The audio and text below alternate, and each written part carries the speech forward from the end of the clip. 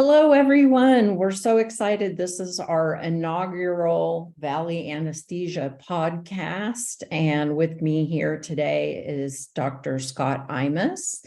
And we're so excited to have you with us. Valley Anesthesia is going to start doing podcasts.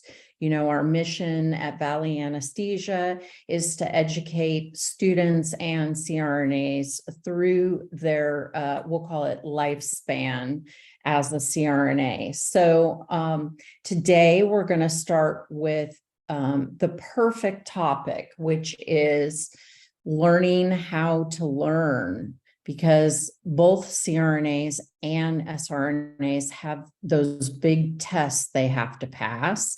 It's kind of new for CRNAs, but we have our CPC exam every 8 years now, and there's a lot of stress and anxiety around that, as well as the students who take their C exams and their NCE exams. So we want to talk about some of the ways that are fruitful for studying and some of the ways maybe you should consider throwing out the window because they've been shown through research to not be very effective. So the perfect person to interview today was Dr. Scott Imus.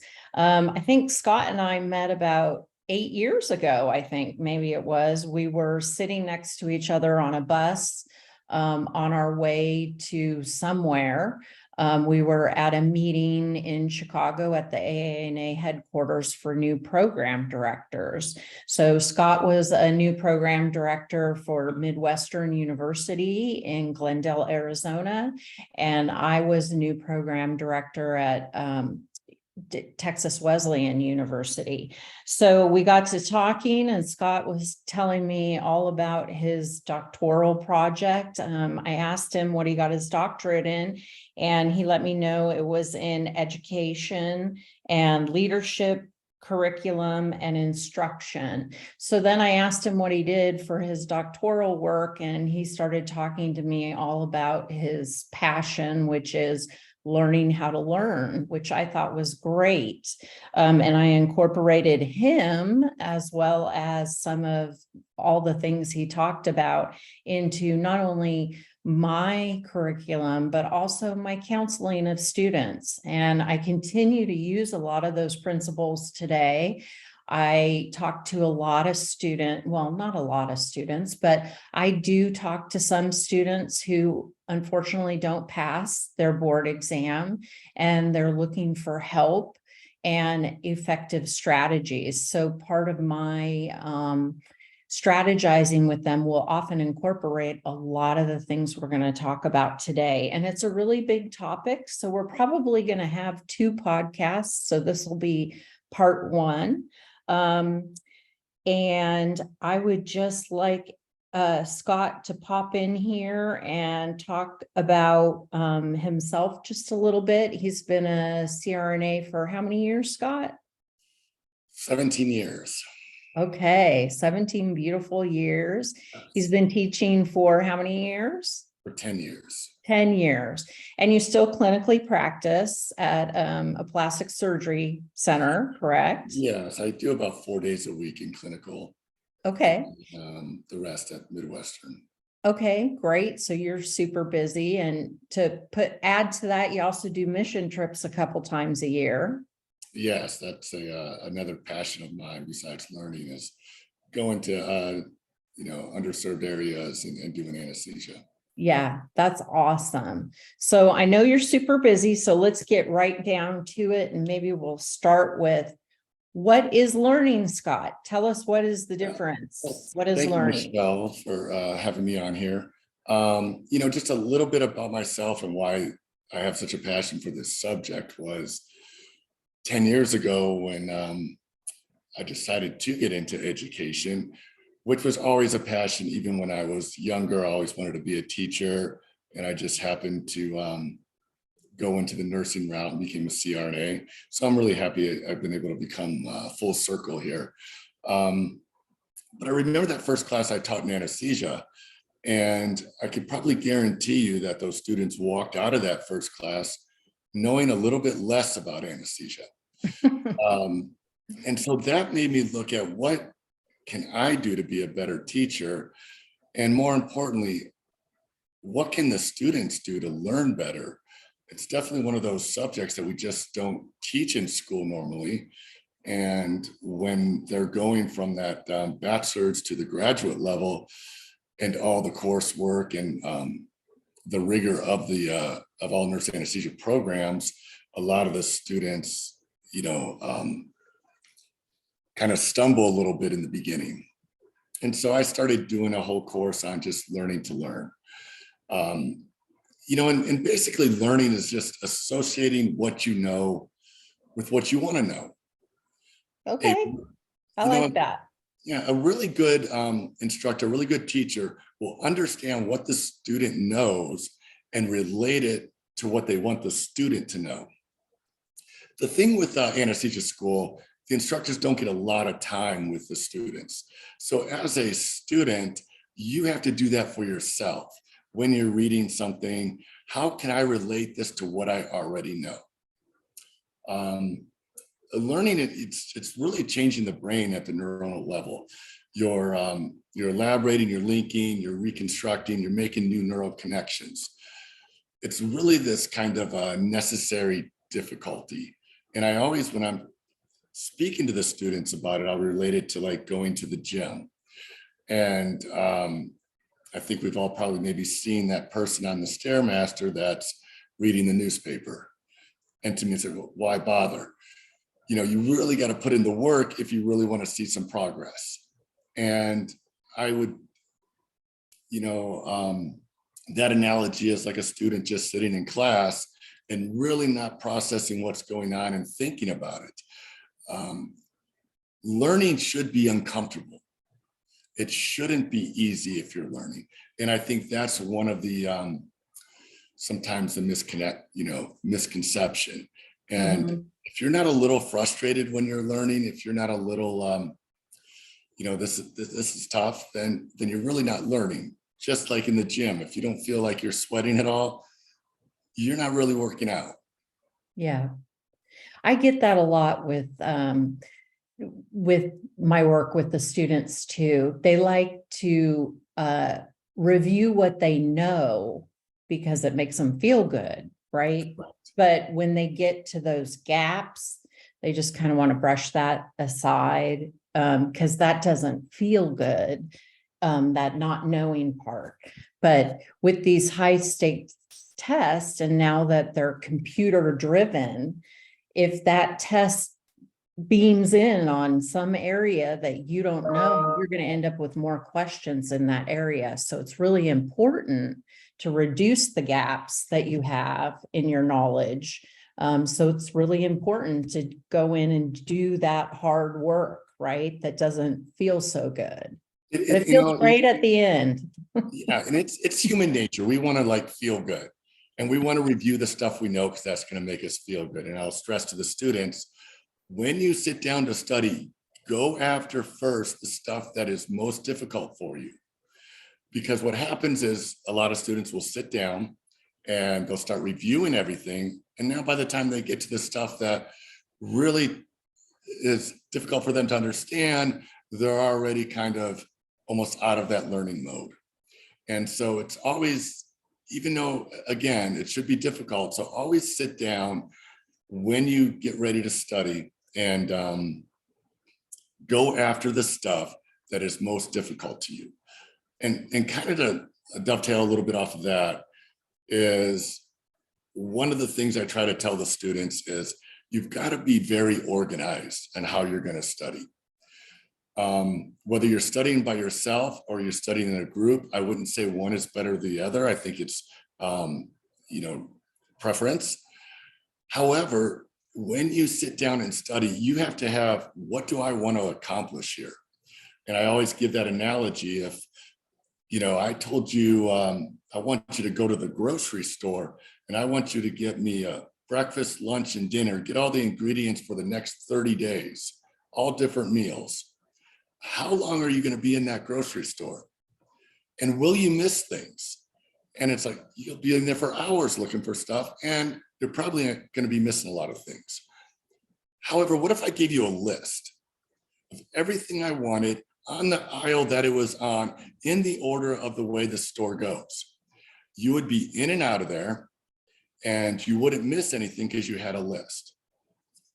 And so when you sit down and study, pick out 6 or 7 different things. I want to understand the different doses of propofol, the contraindications of propofol. Then I want to look at the open versus closed scavenger system.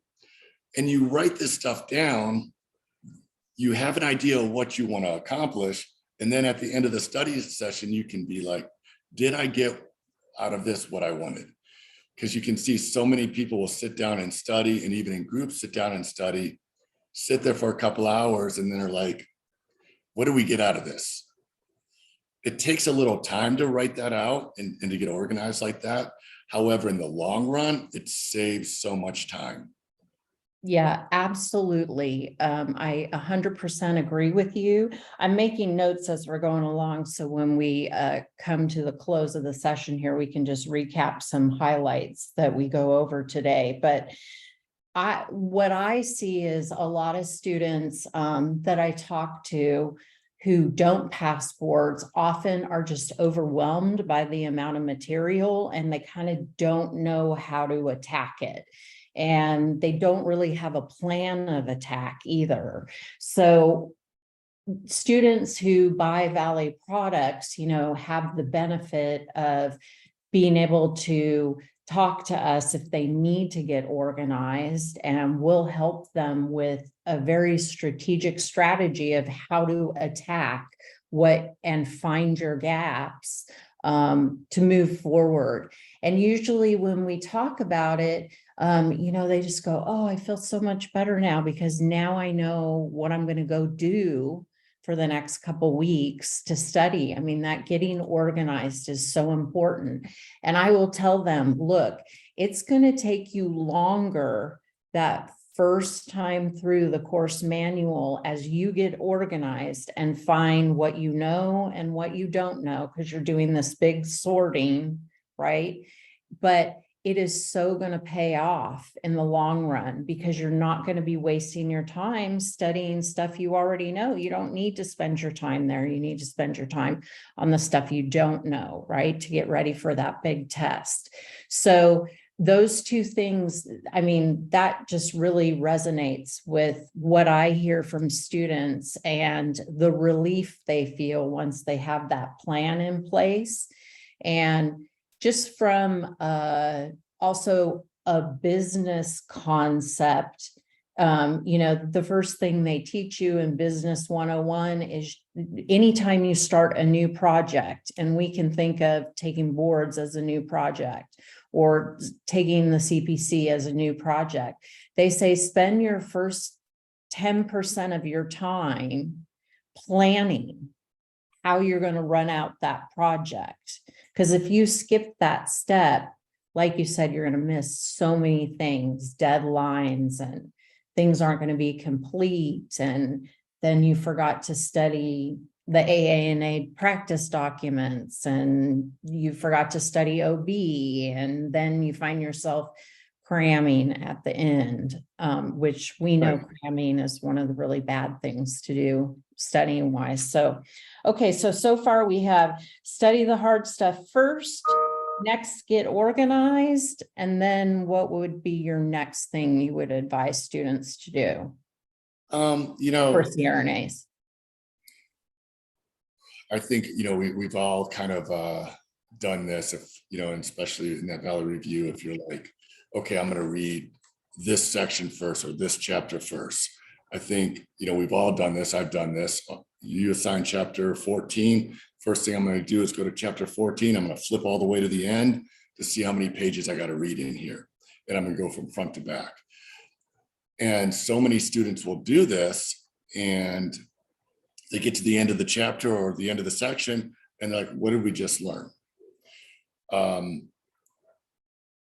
We are like constantly kind of bombarded with so much information, and we have to decide what we're going to keep and what's important to us and what's not. So I'll always say, before you do anything, ask yourself questions and then go read for the answers. So what you're doing is you're cueing your brain in to be like, hey, this is important. This is what I want to find. I'm looking for this. You don't have to read a section from, the front to the back, or read a chapter from front to the back. A lot of times I'll tell the students, you take your objectives, turn them into questions, and go find those answers in the chapter. Because so many times they'll read something and then they'll reread it. And as you know, there's so much information in anesthesia, you barely have time to read it once, then to go through it and reread it. So always, as you get started on a section, ask yourself questions about it. What do I want to know here? What do I want to get out of this? And then did I get that? And it, again, it's part of being organized, but also part of cueing your brain in, as in, this stuff is important. So when you come across it, the brain will be like, hey, we need to remember this. I always have this like theory that that the brain is just kind of like this stupid muscle, but the mind is brilliant. And the brain's going to do whatever the mind tells it to do. Okay, I like it. And, and you can almost do that example if you've ever seen where somebody tells you to close your eyes and you cut into a lemon and put the lemon in your mouth, and you're imagining this, and you can almost feel that sensation of that lemon, right? Yeah. Okay. There's no lemon there, but the mind told the brain, hey, there's a lemon there, and the brain's going to act accordingly. And so I think a lot of people don't realize emotion is so tied to learning. And we've all done this. Anything that we are really excited about, we seem to learn very easily because we are excited about it. There's some things, of course, that you're going to learn in anesthesia that aren't that exciting. It's up to you to try to make it exciting. Get excited about it. Because as soon as you sit down and study and say, you know what, this is boring, I just got to get through it, your brain just shut off. What the mind just told the brain is, hey, you got to get through this. Obviously, we don't care what it is. And you're not helping yourself out. So get excited about learning about the scavenger machine. Make yourself excited. I know it sounds a little bit silly, but emotion is so tied to it, and you have to be excited about what you're learning, or else the mind is just telling the brain that, hey, don't worry about this. Yeah. And I advise students to, when they pick their topic, let's say, okay, we're going to study about myocardial infarction. Take just a minute, close your eyes and think, what are all the things I know about that topic already? Do I know the pathophysiology? Do I, how am I going to monitor that? What does it look like on an EKG? So you're sorting through kind of what you know and what you don't know. So when you go attack it, you can look for those areas that you're weak in, and that's what you need to learn, because the stuff you already know is already in there, right? So Right. really important to sort of and look at the diagrams and look at the pictures to help you find associations to learn things, right? So I think that's really important to ask yourself what you know, and just take those couple of minutes before you get started. I tell the students too, and even CRNAs, you guys know so much, and you don't even know a lot of it. There's, it'll come out in a book and you'll go, oh yeah, that's right. Okay, that makes sense with what I know. Or as a CRNA who's been practicing for 26 years, I go, gosh, I used to know that. How did that go again? Why do I know this piece over here, but I can't trace back to, whatever's the origin of it? And then you'll read it and you go, oh yeah, okay, that makes sense, so, Right. okay, so third thing, ask yourself questions when getting started to learn a topic. What's next? Um, Should we talk about some of the ineffective ways to study or yeah, and I think definitely, I hit on one is the trying to reread. the reread? Okay, Yeah. just meaning rereading everything is Yeah. not over and over, Right. And is not really effective.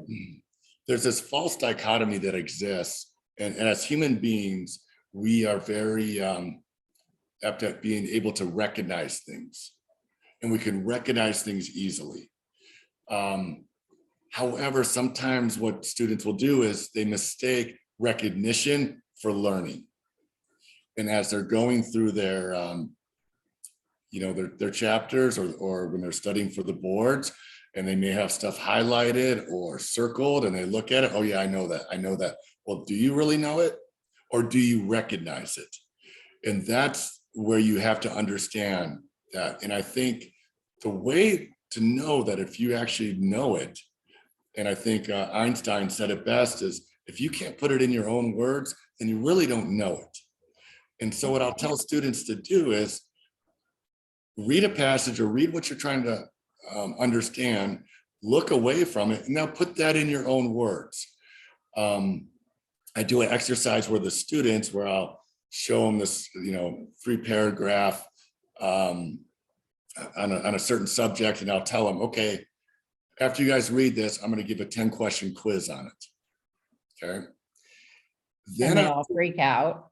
Yeah, but not as bad as this. The next one I do is like, here's another 3 paragraphs I want you to read. And when you're done, I'm going to pick one of you to come up and talk about it and explain what you read. You will see everyone sit up on that second one and really start paying attention, because they know they got to talk about it. I started doing oral boards for our students because I wanted them to be able to speak about it and not just do the multiple choice test. So when you're learning something, have that in the back of your mind. How am I going to teach this? How can I explain this to somebody else? How could I explain this to my child or my husband or my wife that knows nothing about anesthesia, that they would actually understand what I'm talking about? Then you really know it and you don't just recognize it. And I think that's really where students will make that mistake is, I felt like I went through all my notes, but did you know it? Or did you just go through all your notes and you recognized everything? And I definitely see that too with students, whether they're using online test questions or even our Memory Master, which is full of questions and answers. They'll they go through it so many times, they recognize the answers because they're getting too used to it, and they've forgotten why the answer is correct or why the distractors are incorrect. Instead of studying the foundational material, which is, like you said, is really important. You got to study the foundations so you can repeat them, as opposed to just pick out a correct answer. Because we know, none of those questions that they see in the Memory Master or in any of the other test prep courses, those aren't going to be on boards. So you have to make sure you understand and can speak to why something is correct or incorrect to be able to have that translate when you get a board question. So no rereading. What's another thing that kind of wastes students' time that hasn't been really effective? I would say, and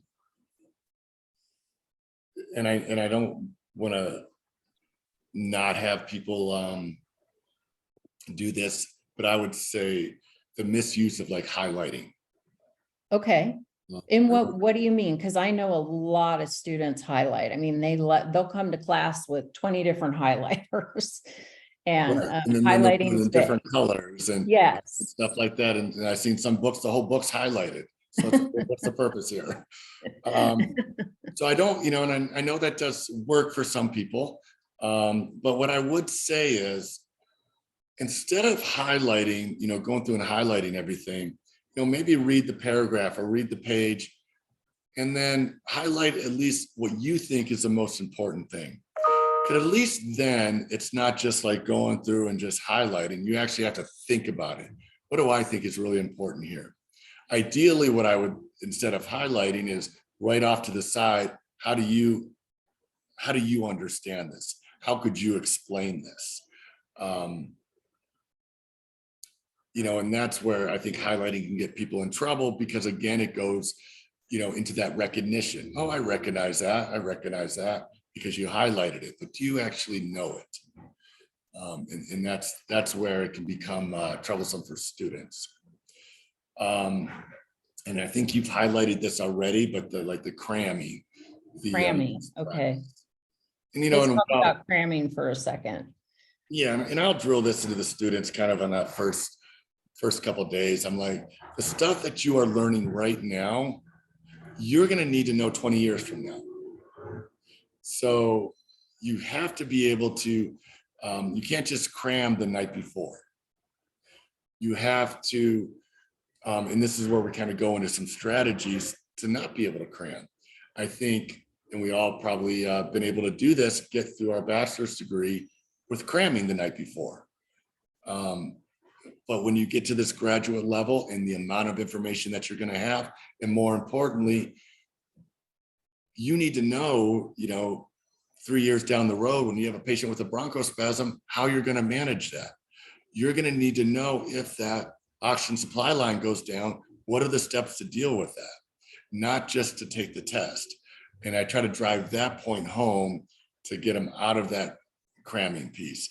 And then I think go into, okay, if you're not going to cram, what are you going to do? Right. And cramming is one thing I point out, my advice that I've always given to students, as well as when I talk to those students that we counsel who are trying to pass boards after a first attempt failure, is if you can't take the day off before your test, you are cramming and you are not ready, and move your test date. So you ideally want to get to the place where that last week before your test date, all you're doing is reviewing all the material, because you've already addressed all your weak points. You know what you know. Your pile of what I know is huge, and your pile of what I don't know is minuscule. And you can just take your time and relax and review. And then you take the day off before you take that big test. If you cannot take that day off, you are cramming. There's something that you're cramming and you're not ready to go take that big test. So I advise, that's sort of like my key, is whether you're taking a test in school or you're taking the NCE or you're taking the CPC exam. If you're not comfortable and don't feel like you know that material to be relaxed enough to take the day off before the test, then you're probably cramming. And I think that gives people a concrete way to decide, am I ready or not? Because a lot of times taking these high stakes exams, it's like, well, I think I'm ready. Yeah, but do you know you're ready? If you can take the day off before the test and be chill and relax, you know you're ready versus you think Right. you're ready. And I can almost, someone that's getting ready to run a marathon, the day before, they're not sitting there running 10, 12, 15 miles. Oh yeah, perfect example, they're right? Yeah, they're carb loading. Right, they're getting, just ready, relaxed to go Yeah. take that exam. They're not trying, you imagine that if a marathon runner, well, I got that marathon tomorrow, let me go see if I can run 20 miles today. probably not going to do so good, on that marathon. The same, I think, what you're bringing in with that cramming. And again, it's like, it's that metacognition, knowing what you know and knowing what you don't know. Yes, very important. Okay, so I think we're going to stop the podcast here because this is the perfect point. So we'll just quickly go over the tips we've gone over so far. So study the hard stuff first, get organized, ask yourself questions when getting started on a topic. For things that don't work, we've talked about rereading, the pitfalls of rereading, the misuse of highlighting, and of course, the very bad cramming for exams. So we're going to wrap this up. Stay tuned. We're going to have a second podcast coming out with part 2 of learning how to learn. And in our next podcast, we're going to talk about all the great things, ways that research has shown are very effective ways of studying. So we'll talk to you soon. Thanks for using Valley. Thank you.